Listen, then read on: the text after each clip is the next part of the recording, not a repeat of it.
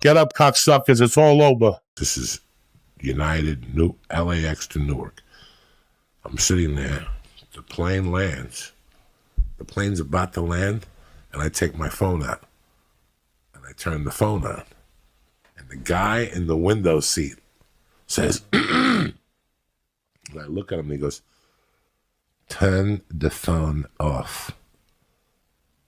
A German guy. There's two German guys sitting next to me. They were fucking, whatever the fuck language they talk.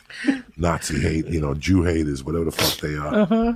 And they're both sitting there fucking hocking each other to death, fucking hee-ho and whatever the fuck they do with their hands and shit. So, finally, can you believe this? He goes, not even excuse me. Yeah. Sir, we might get in trouble. He goes, turn the phone off.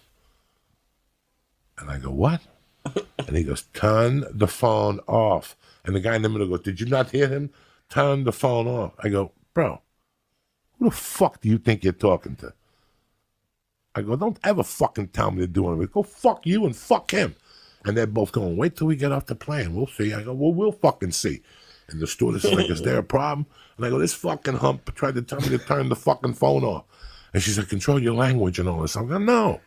I'm not controlling my language. Don't ever fucking tell somebody. Don't you ask them. And the guy kept talking. And finally I go, what if I got up and just kicked you against that fucking door right now?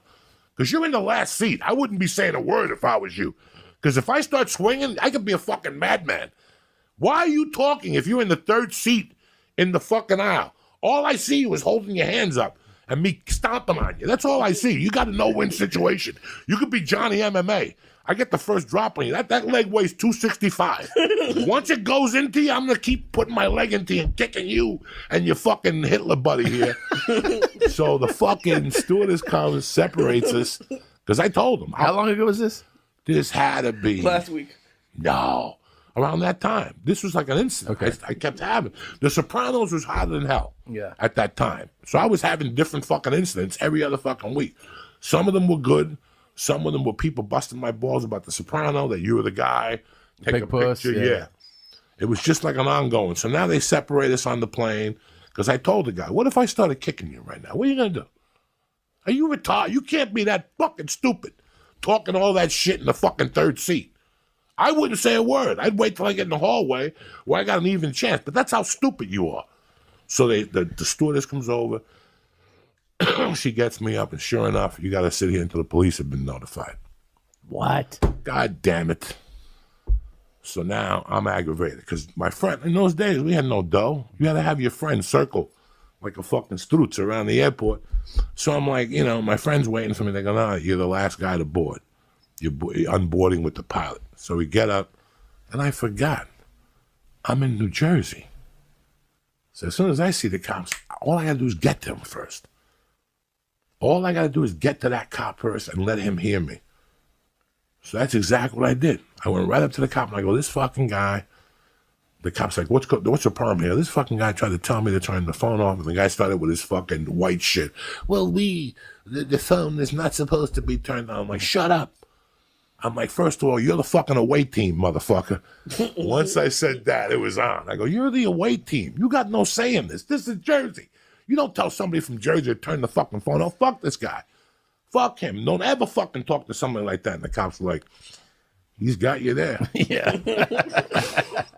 So the one cop walked them, and the one cop walked with me, and I just kept saying shit. Remember, you're the away team, motherfucker. Don't ever forget that shit. We got you. There was a kid in North Bergen I grew up with, and he had a name. He was one of those kids that he got stuck in his mother's pussy. So they had to use one of those forks to take his head out. The tongs! The tongs! The jaws of life. His head They got the jaws of life. What was his name? Vinnie Warhead. They used to call him his name. So they called him Vinnie Warhead on the street. He was a little bit of a tart, but he was okay. He had a little drool to him and shit.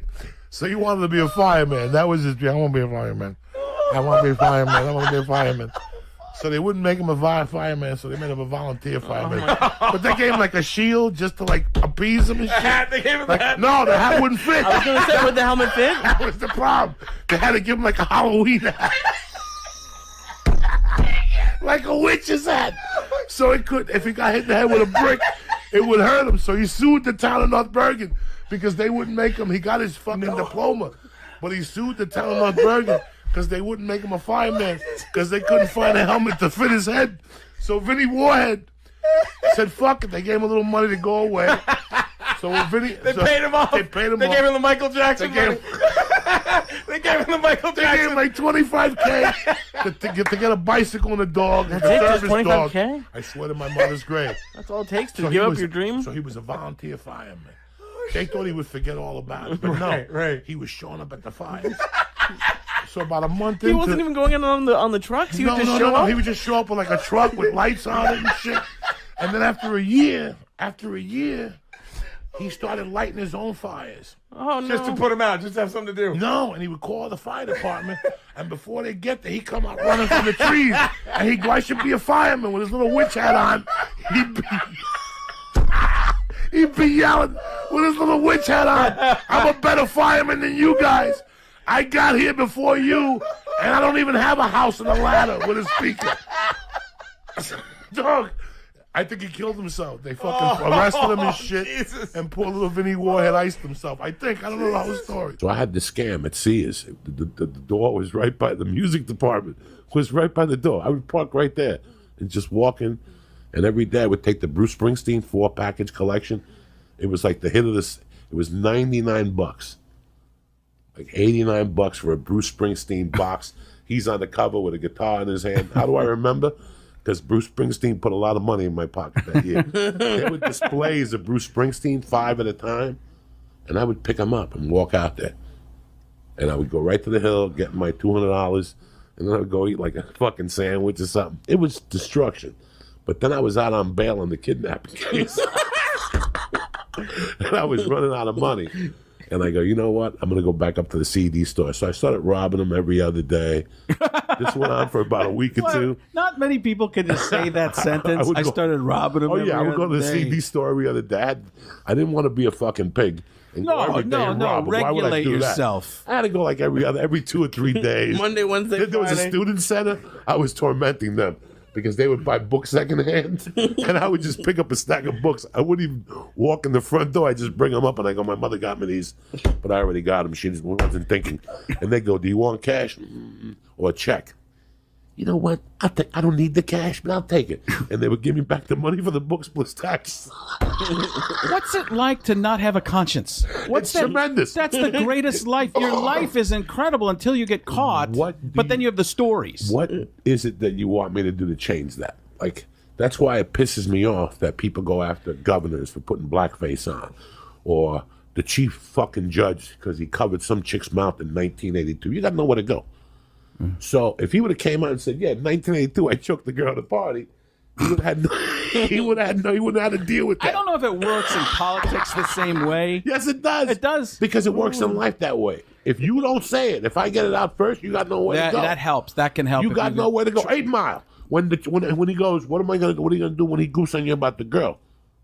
He goes, if you put it out there first, he's got nowhere to go. Right. Yeah, because it diffuses the situation. diffuses Trump the does that a situation. lot. You Yeah. watch Trump; he'll be like, "I did this," and he'll put a little spin on it to spin make on it it. his way. It happened. There was a lot. It was not my problem. And then people are like, "Yeah, he did it. So what?" It doesn't. It's not who I am today, but thinking back at who that person was that would be out on bail for kidnapping and would go every other day to either the student center. Like one day I went to the student center and had a watch rack with watches, Timex, whatever the fuck. I picked up the whole thing and put it on my shoulder like a body in Vietnam, and I just walked out. If you're going to let me rob and you're not going to pay attention to me, I got to rob you in those days. I was that nuts in Boulder. Yeah, that's crazy. And But then- you're getting away with it, so why would you stop? Getting away, I would control myself. Yeah, Then- sounds then- like it. It's then- not controlling then yourself. one What do day- you think controlling yourself is? Dog, I would rob 24/7 if you. I remember when double espresso machines came out in '95. I was a struggling comic. I don't even hold on. Let me 95. digest this. Because you're going into stories about stealing 24/7, and then I remember when double espressos came Yeah, out. because I had control before I got arrested and went to prison. I had no control. Like that's when I got caught. So I'm out on bail for the kidnapping. I get caught with like 85 fucking CDs, and they chase me. like a little black guy in a golf cart and a little white skinny guy. Like, come back. And I'm running, throwing CDs back at me, shit, trying to throw them off. Like the you're a CD. superhero? Oh, my God. And they got me. The cops finally got me. And I gave him a fake name. They arrested me, and I processed. Now, I had just been in there for a month waiting to get bail. Every cop knew Joey.